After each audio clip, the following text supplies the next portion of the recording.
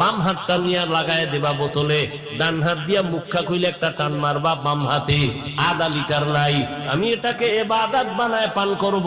ডান হাতে বোতল ধইরা বাম হাতে মুখাটা খুইলা আমি বোতলটা মুখে দিয়া একবারে পুরাটা পান করব না, 3টা স্টেপ দিয়া আমি পান করব। 3 নিঃশ্বাসে পানিও পান হবে, ইবাদত হবে, ইবাদতের পরিণাম ফল বিনা হিসাবে জান্নাত।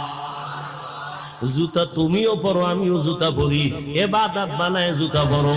কেমনে? কষ্টের কিছু না। তোমারে কে বলছে ইসলাম কঠিন? বড় সহজ, তুমি মানতে জানো না।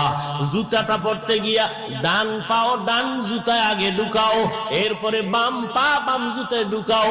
দোনো জুতায় পাও যখন ঢুকলো লেভেল পজিশনে রাইখা কদম দেওয়ার আগে ডান পাও দিয়া কদম শুরু করো, এটা সুন্নাত। বাথরুমে তুমি যাও, আমিও যাই, ইবাদত বানায় বাথরুমে যাও।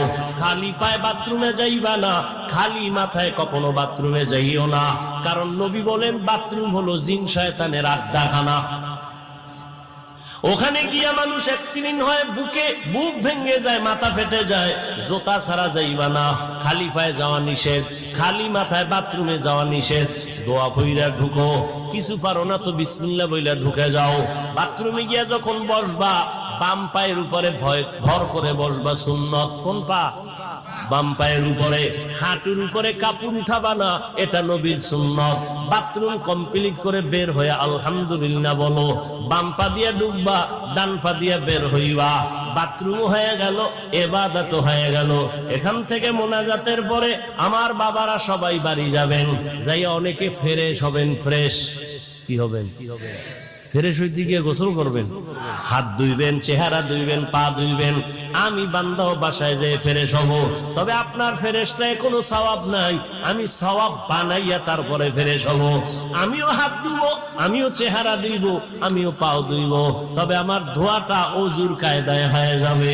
আমি অজু কইরা গেলাম, এই কোনি পর্যন্ত ধুইলাম, চেহারা পুরাটা ধুইলাম, পা ধুইলাম, ইবাদত হলো, আমার ফ্রেশ হওয়া হয়ে গেল।